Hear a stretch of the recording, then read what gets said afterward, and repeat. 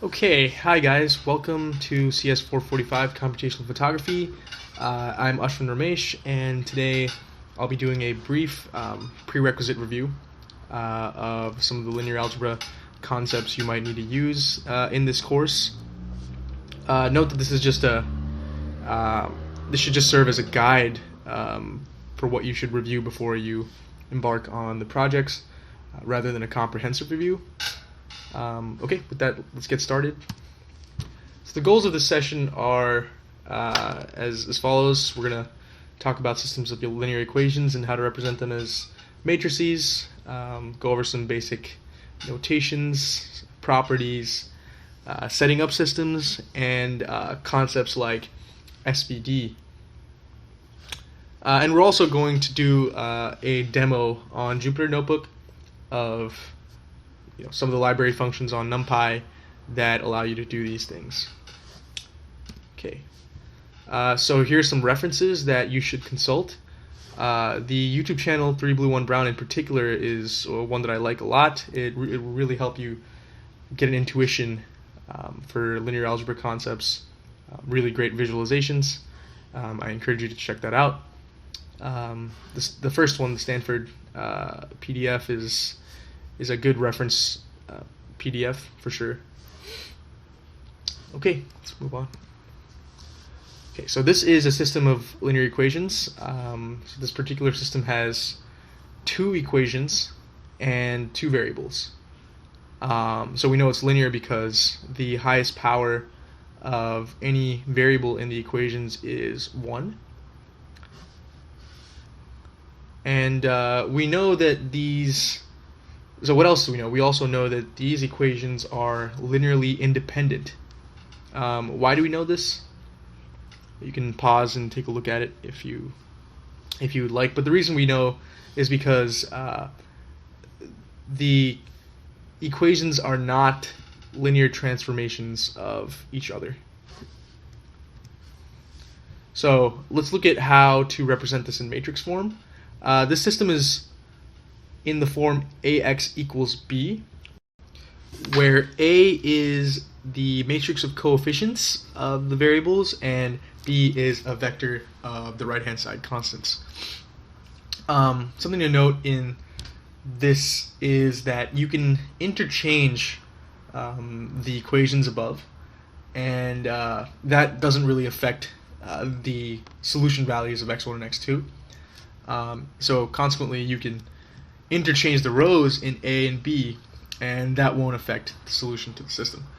And we actually use this property quite extensively when we're solving systems of linear equations using row reduction, etc. Another benefit of converting the system into matrix form is that we can employ a lot of parallelism, thread-based parallelism.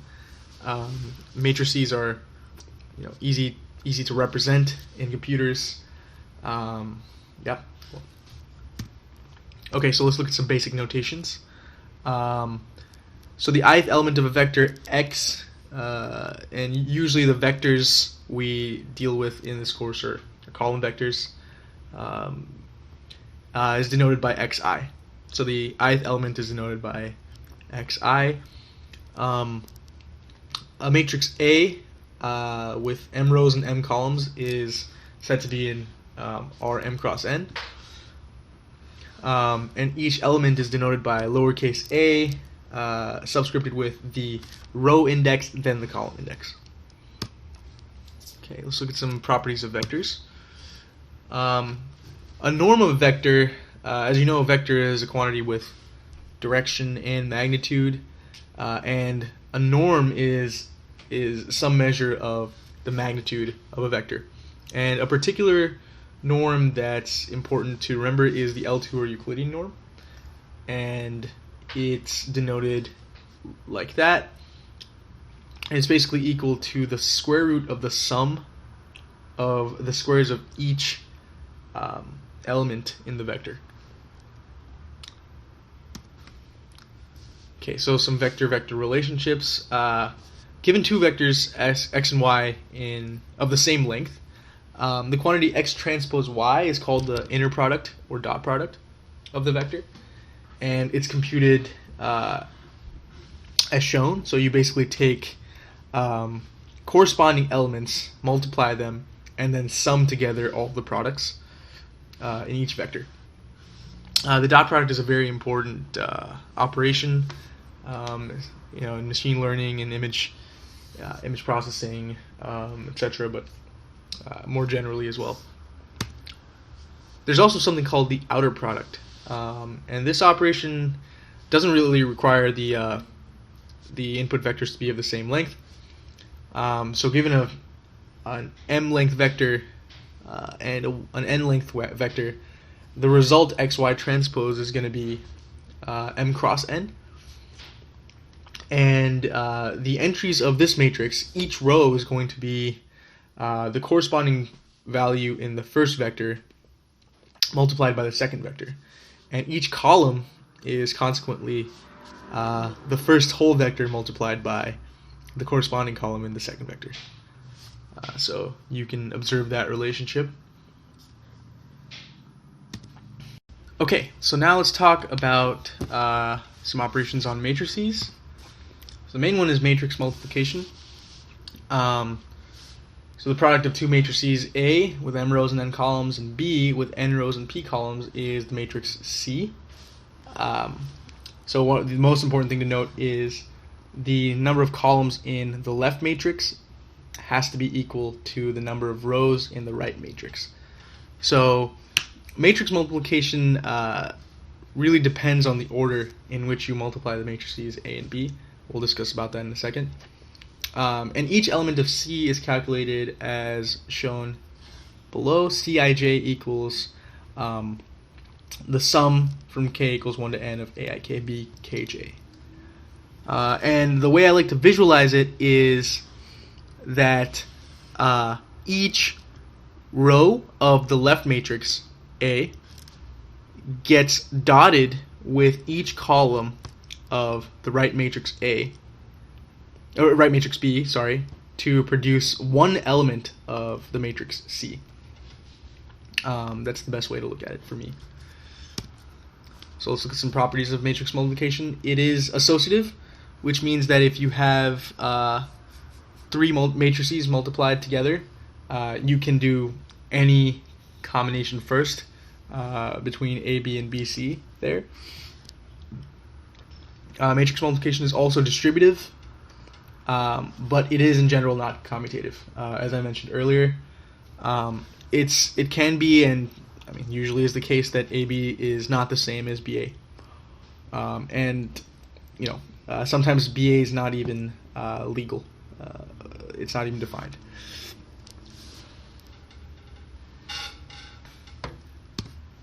Okay, so another operation we can do in a matrix is the transpose. The transpose is basically just an interchange of rows and columns. All the rows become columns, and all the columns become rows. And the transpose has the following properties. The transpose of the transpose just gives you back your original matrix. The transpose of a product of two matrices is interesting. It's actually the product, the left product, AB, the transpose of that is just the right product, so B transpose A transpose. So that's important to note. And then A plus B, the whole transpose, is just A transpose plus 3 transpose. So the transpose there is distributive. Matrices have a property known as rank, and that's given by the number of linearly independent columns and rows of the matrix.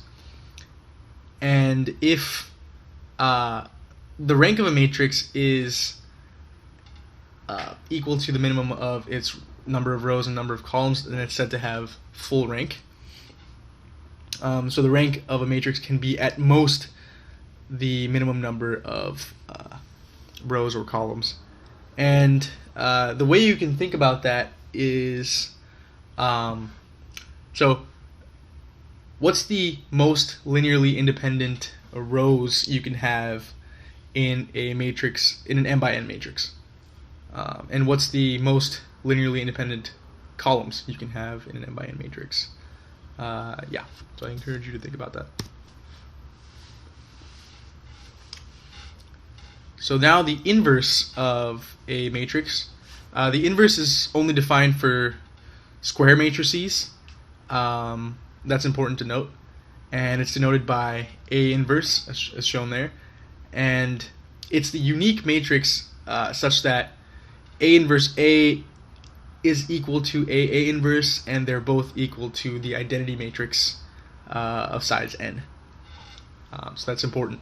The identity matrix of size n is an n by n squared matrix with all zeros except ones on the major diagonal. Okay, now let's talk about eigenvalues and eigenvectors. Given a square matrix A in Rn cross n, lambda is an eigenvalue of A with a corresponding eigenvector of x if and only if Ax equals lambda x. And x is not a zero vector, so it's not a trivial solution. The determinant of A is actually equal to the product of its eigenvalues. So the product of all possible values of lambda is the determinant of the matrix. And if you remember, the determinant of a matrix is the area, proportional to this area of this n-dimensional parallelepiped composed of the column vectors in A. It also happens to be the case that the sum of the eigenvalues is equal to the trace of the matrix A, which is the sum of the values on its major diagonal. So in the case of the example shown below, A, 1, 3, 3, 2, the trace would be 1 plus 2, 3, and that would be the sum of the eigenvalues. Okay, now we're going to talk about diagonalizable matrices. So for a matrix A in Rn cross n, if A has n linearly independent eigenvectors, then A is said to be diagonalizable. So in math, that looks like being able to decompose A into the form U, D, U inverse. So this is a diagonalization of A. We're going to talk more about this, of course, but basically what the definition says is that a matrix A is diagonalizable if and only if it has n linearly independent eigenvectors. And here we'll take a look at why that's the case. So on the left here we have essentially the definition of what it means to be an eigenvector. So u1, u2, all the way to un are the eigenvectors of A. And lambda, well, this should be lambda 1, lambda 2, all the way to lambda n. These are the corresponding eigenvalues of A. Now imagine expressing these as their corresponding matrices here. This is just a diagrammatic representation of what that looks like, these equations. So here you have A, and then what you can do is stack the column vectors, stack the eigenvectors as column vectors into this matrix right here, this n cross n matrix, where each column of this matrix is an eigenvector of A. And on the right-hand side here, you have another matrix, another n by n matrix, where each column is going to be lambda I ui for I from 1 to n. And essentially what this is showing us is this entire system of linear equations. So it's telling us that A u equals lambda u for all values of u, for all u1 through un. Okay, so you can take this right-hand side matrix and you can actually decompose it into just a matrix of eigenvectors here. That's the U matrix again. And a diagonal matrix that is one where only the diagonals are non-zero, only the elements of the major diagonal are non-zero, where in each column the position at the major diagonal is occupied by the corresponding eigenvalue. So this is what that looks like. So everything is 0 except for the values in the major diagonal, and the values in the major diagonal are just lambda 1 through lambda n. So you can actually try this. If you multiply this out, you'll get another n by n matrix, right? Where the first column is lambda 1 u1, second column is lambda 1 u2, etc., all the way to the last column being lambda n un. That's essentially this matrix here. Okay, so what you have is A times this matrix of eigenvectors equals that same matrix of eigenvectors times this diagonal matrix. We're going to call this D. And what we can do here is just right multiply by the inverse of u, right, to get this expression for A. A equals u du inverse. Notice that this is only possible if u is invertible. That means that u inverse exists. U is a non-singular matrix, which requires that each eigenvector be linearly independent of all the others.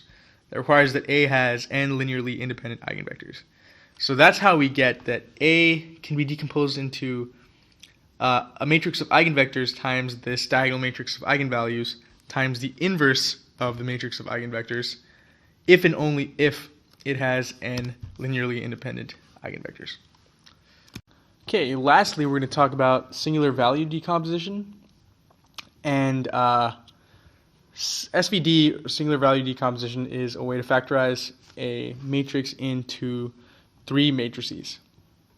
So given a matrix A, we can write A as a product of 3 matrices, U, sigma, and V transpose.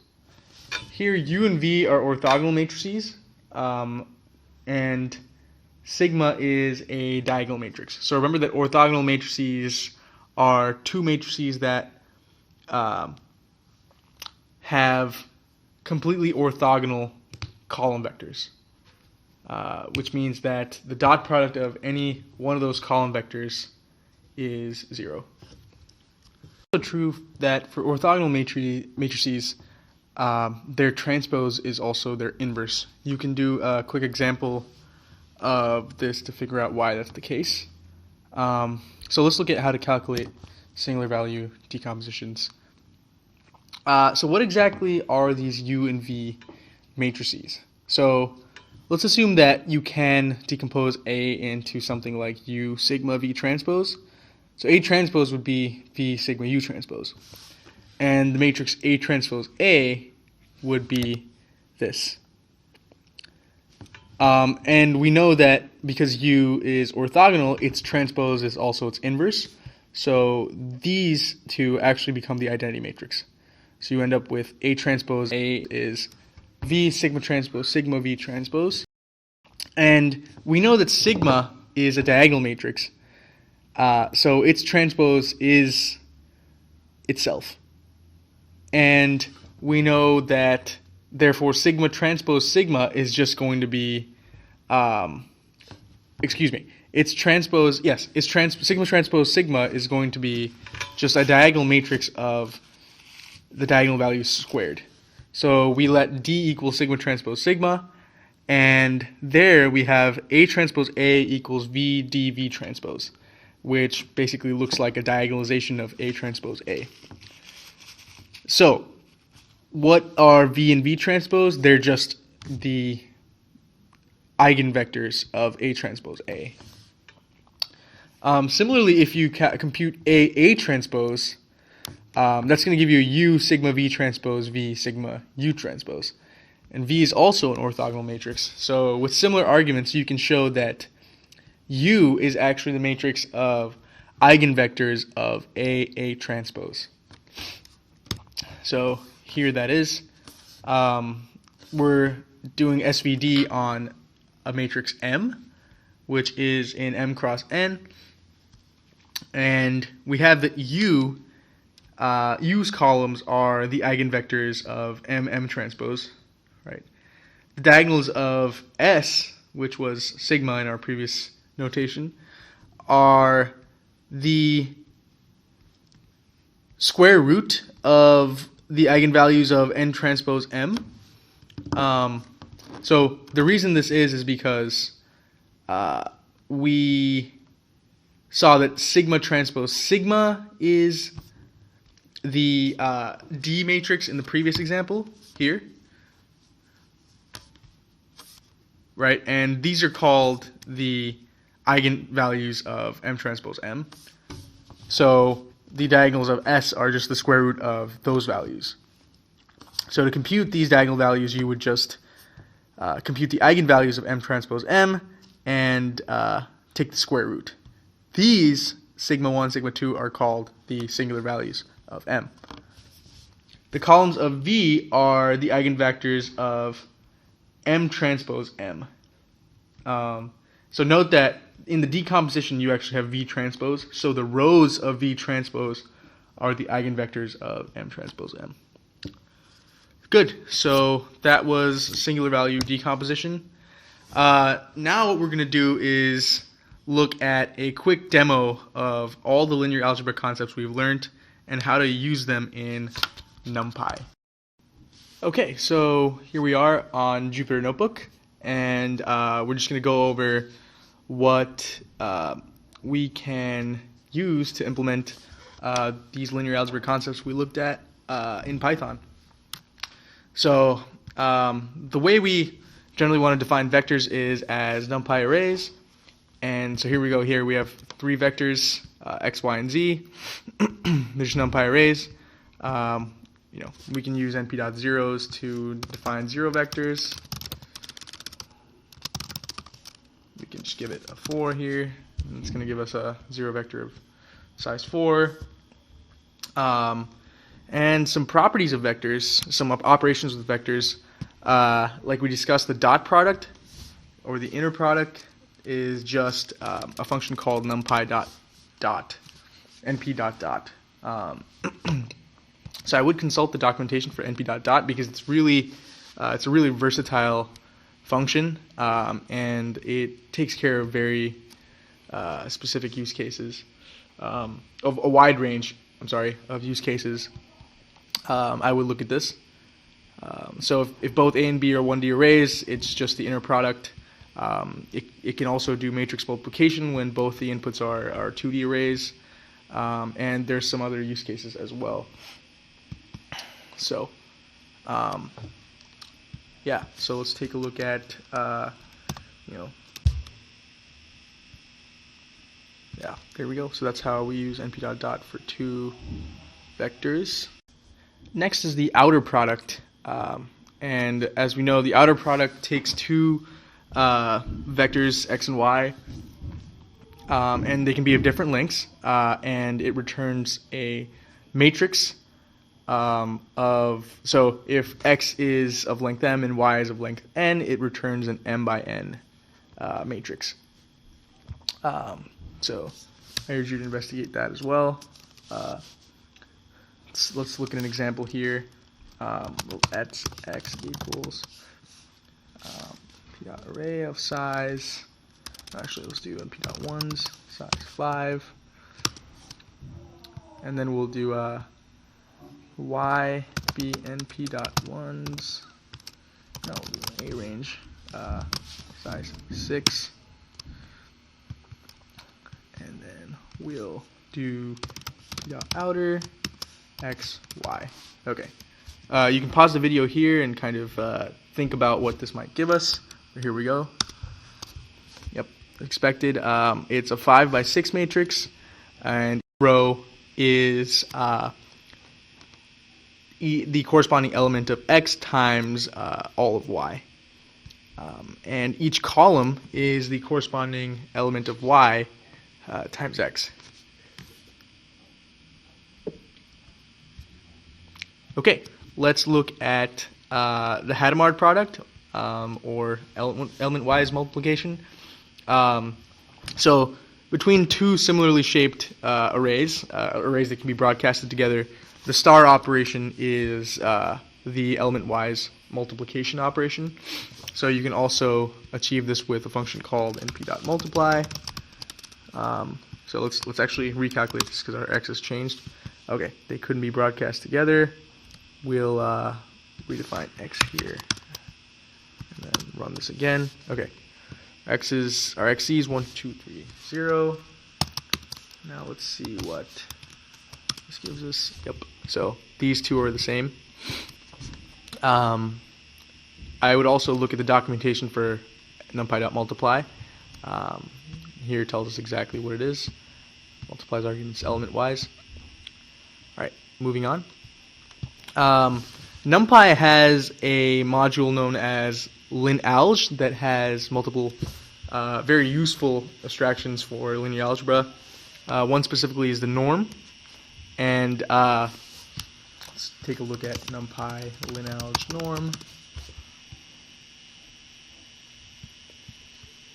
Yeah, so the first, you pass in the input as the first argument, and the second argument is the type of norm you'd like to calculate. So this is the L1 norm, and this would be the L2 norm. The L2 or Euclidean norm is the one we discussed in class. So this would be that. Alright, now we'll move on to matrix multiplication. So let's define two matrices here, A and B. A is of shape 2 by 3, and B is of shape 3 by 4. So our result should be of shape, well, pause the video, figure it out, but we do have the answer here, and the result is of type of shape 2 by 4. Notice that we've used A dot dot here, and so the output of A dot dot, or otherwise we could put this in as numpy dot dot AB dot dot. Oh, sorry, forgot to run these.